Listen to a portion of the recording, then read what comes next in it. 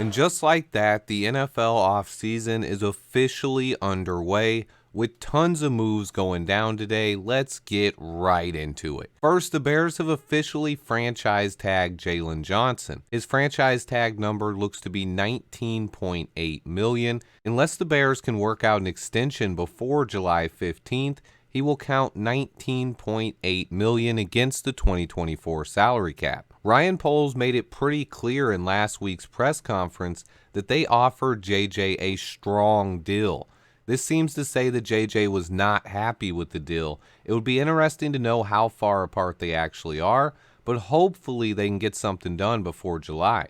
Most of us knew JJ wasn't going anywhere. I think some people will be surprised the deal isn't done yet. We do know that Ryan Poles likes to play hardball when it comes to contract negotiations. Just think back to the Roquan Smith negotiations, and that he offered both Darnell Mooney and Jaylon Johnson extensions last year, but they both decided to decline and bet on themselves. Fast forward a year and JJ has earned his extension. Mooney did not.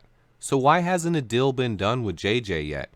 I think he will be a Bear long term, but I really would like to see them get a deal done sooner rather than later. But there is a very interesting caveat to the Bears placing the franchise tag on Jaylon Johnson. It is a non-exclusive franchise tag for JJ, reported by Courtney Cronin on Twitter.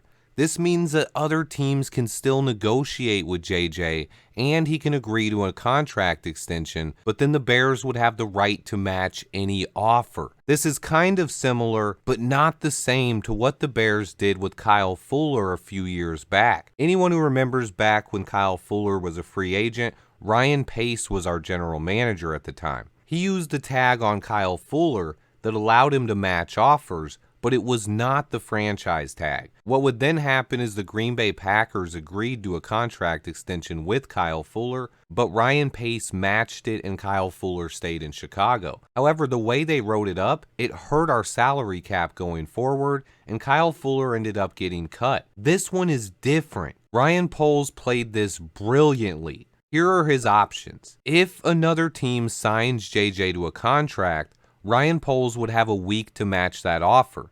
If he matches it, JJ would stay in Chicago.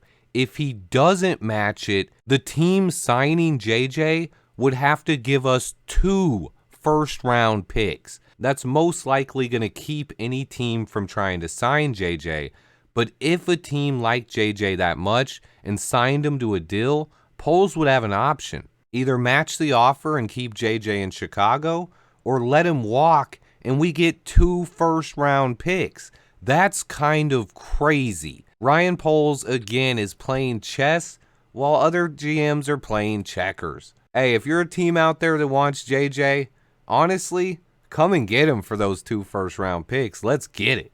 Let me be clear, though. I love Jaylon Johnson. I want him to retire as a Bear and spend his entire career here. What I don't want is this contract extension negotiation to get ugly and be dragged out all summer, and then he ends up playing on a 1-year franchise tag and potentially leaving next year and we get nothing, or becoming a locker room distraction. That's what I don't want. I want JJ to get a long-term deal done. If that doesn't happen and there's just no way they can come to an agreement, I wouldn't mind if another team came and got him and we landed 2 second-round picks for it. That's just the reality of the business. A lot of other players got hit with the franchise tags today as well. Jaylon Johnson joins wide receiver T. Higgins from the Bengals, safety Anton Winfield Jr. from the Bucks, defensive tackle Justin Matabuke from the Ravens, defensive end Josh Allen from the Jags, defensive end Brian Burns from the Panthers, and cornerback L'Jarius Sneed for the Chiefs.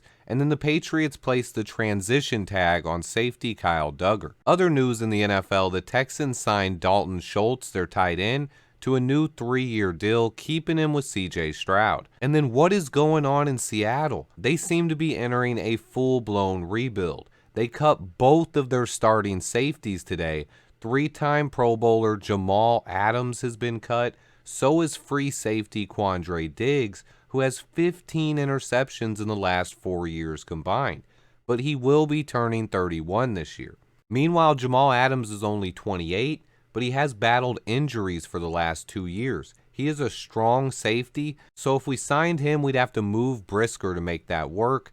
I don't know how much sense that makes. But the Seahawks also cut tight end Will Dissly. That move is going to give Ryan Poles 2 free agent tight ends that were with Shane Waldron last year available in free agency. Both Noah Fant and Will Dissly are guys to keep an eye on when it comes to the Bears. And then this Broncos story with Russell Wilson just gets more and more wild. They are taking the biggest dead cap hit in NFL history at $49.6 million this year. On top of that, it's become just the worst trade in NFL history now. They gave the Seahawks 2 first-round picks, 2 second-round picks, a 5th-round pick, and 3 players, with Drew Lock, Noah Fant, and Shelby Harris. To make matters even worse, though, Russ had 2 years left on his contract when they traded for him, and he only spent 2 years in Denver. That sounds okay, right? It's not, because they added another 5 years, $245 million extension that didn't kick in until this year. That's right, they didn't have to extend Russ. Well, maybe he wanted it in the trade, but they could have just let him play 2 years. Now he won't play a single snap on that new contract. One of the worst trades and contracts in NFL history. Russell Wilson will be a free agent next week. So what's next for the Chicago Bears? A lot of news is going to be breaking over the next week. We are now 6 days away from NFL free agency, and while I don't expect Poles to overspend, I do see him making some moves early on. I think Poles is going to try to fill the additional holes on this roster so that he can head into the draft without any glaring needs. I could see him signing a safety, defensive end, and a center for sure. It's also possible he could bring in a receiver too, but I'm fine with waiting for the draft to find receivers. Also, we should hear something on Justin Fields or a number 1 pick trade in the next week. Nobody wants to drag this thing out, but it is possible we might not get an answer until after the Bears get Caleb's medicals later this month. The most interesting news by far is the non-exclusive franchise tag on JJ. Let me know your guys' thoughts on this. I want to know your thoughts on JJ because I love him as a player.